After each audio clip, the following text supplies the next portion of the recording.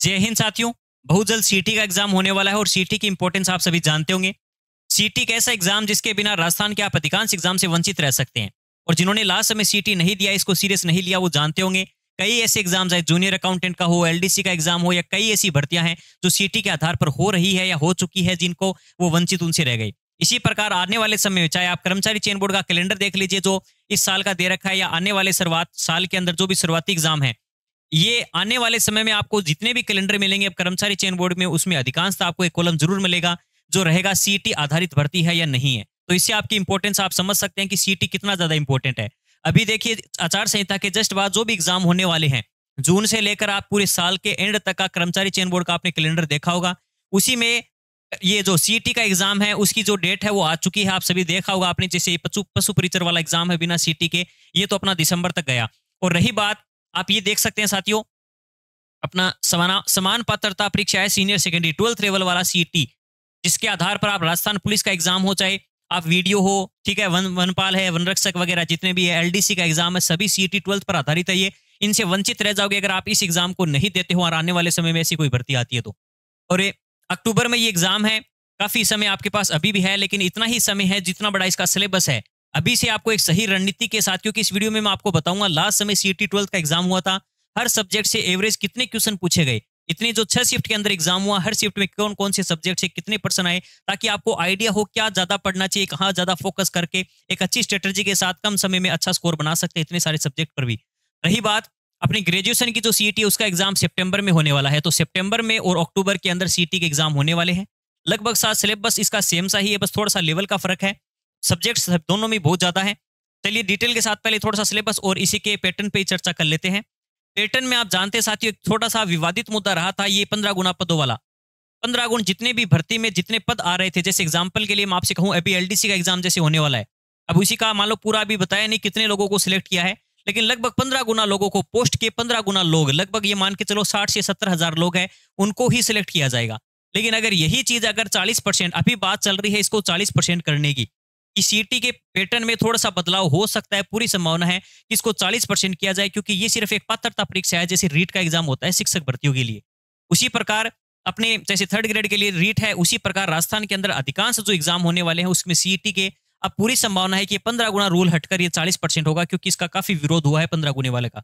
इसमें कई चाहे आरक्षण का मामला हो, और कई जगह पर आपने देखा है कि पूरे 15 गुना अधिकांश सिलेक्ट नहीं हो पाते, या लोगों ने ये बना दिया कि आपने पात्रता एग्जाम इसको कर रखा है तो इसके अंदर इसकी इतनी वैल्यू क्यों कर रखी है कि 15 गुना लोग ही हम उसको ऊपर से सिलेक्ट करेंगे। तो फिर से मौका मिलना चाहिए हर स्टूडेंट को, ताकि सिर्फ एक पात्रता राजस्थान की हर प्रकार की वो नॉलेज रखे, इंडिया लेवल की, राजस्थान लेवल की और सामान्य सभी सब्जेक्ट की नॉलेज रखे, और 40% अगर वो क्लियर अपने कर लेता है तो वो किसी भी एग्जाम को लिए एलिजिबल हो सके। तो ये पूरी संभावना है कि इस बार इसका जो पैटर्न है उसमें 40% कर दिया जाएगा।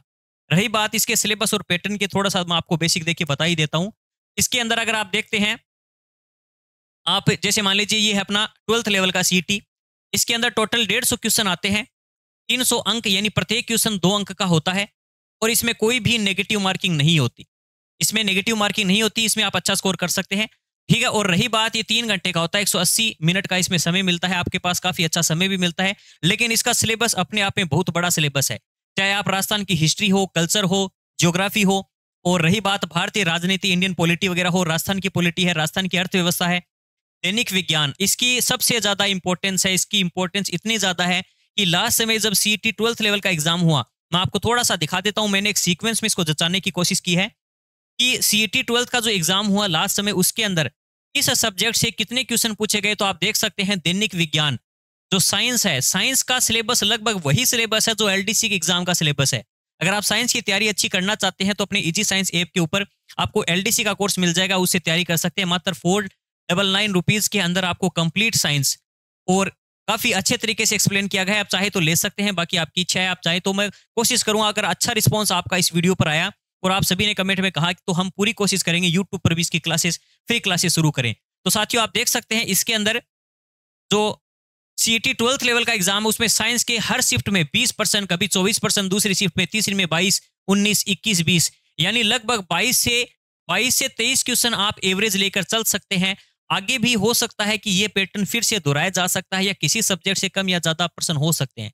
लेकिन आप साइंस का सिलेबस भी काफी बड़ा है, और साइंस के सिलेबस से अच्छे से डिटेल के साथ सिलेबस से पर्सन पूछे भी गए हैं, और ज़्यादा हार्ड पेपर नहीं आया है। अगर आप साइंस का एक बेसिक नॉलेज रखते हैं 10th लेवल तक की, 6 से 10 तक आप एनसीईआरटी को कवर कर लेते हैं तो भी आपका लगभग मैटर कवर हो जाएगा। लेकिन इतना समय नहीं है, 5-5 किताबें आप पढ़ें।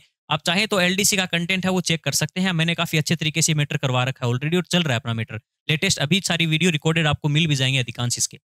रही बात मैथ्स में, आप देख सकते हैं मैथ्स का भी काफ़ी 12th लेवल में भी तो मैथ्स और साइंस का काफ़ी, जो साइंस मैथ्स के स्टूडेंट थे सीईटी 12th लेवल का एग्जाम उनके काफ़ी अच्छा गया, क्योंकि साइंस और मैथ्स उन्होंने शिक्षक भर्तियों में अच्छे से तैयार कर रखी थी।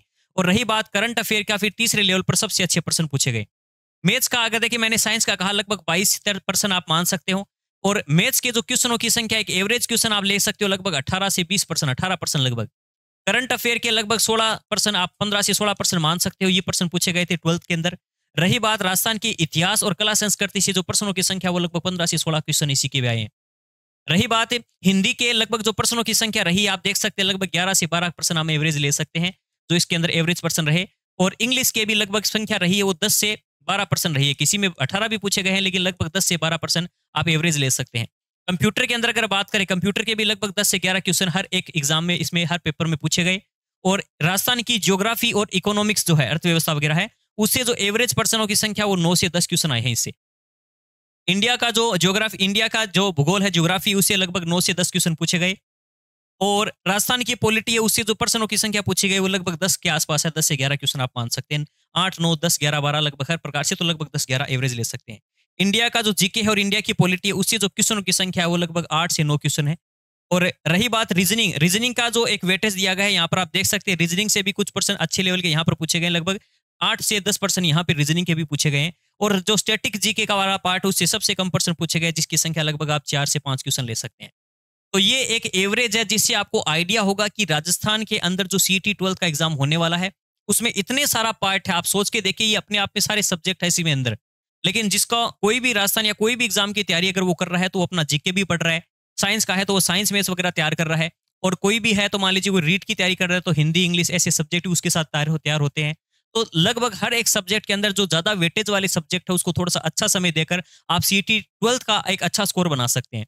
इसी प्रकार सीईटी जो ग्रेजुएशन है, उसमें मैंने कुछ एवरेज अंक लिए हैं सभी जो भी इसके पेपर हुए हैं। तो 12th के अंदर आप देखोगे, स्नातक स्तर पर आप देखोगे, तो राजस्थान का जो जीके या हिस्ट्री, आर्ट और कल्चर वाला पार्ट है, सामान्य यानी जानकारी, राजस्थान की हिस्ट्री, आर्ट और कल्चर वाले पार्ट से जो प्रश्नों की संख्या सबसे ज्यादा ही है, 31 से 32%।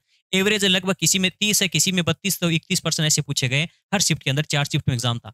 राजस्थान ज्योग्राफी की अगर हम बात करें, ज्योग्राफी से जो प्रश्नों की संख्या एवरेज अगर देखिए 15 से 16 है। राजस्थान इकोनॉमी से लगभग 10 से 11%, पॉलिटी से लगभग 8 से 10%, इंडिया जो जीके है और हिस्ट्री इंडिया की उससे 6%, इंडियन पॉलिटी से 4%, इंडियन ज्योग्राफी से 10%, इंडियन इकोनॉमिक से 8 से 10% है। साइंस और टेक्नोलॉजी, इसमें भी साइंस का एक अच्छा वेटेज रहा है। साइंस के जो पर्सन आए हैं, लगभग वही एलडीसी वाला सिलेबस है। लेवल थोड़ा सा क्वेश्चनों का अच्छा रहता है। इसमें टेक्नोलॉजी वाला पार्ट थोड़ा ज्यादा है, इसमें टेक्नोलॉजी का पार्ट थोड़ा कम है। इसमें मोस्टली साइंस और टेक्नोलॉजी, इसमें केवल दैनिक विज्ञान के बारे में बता रखा है।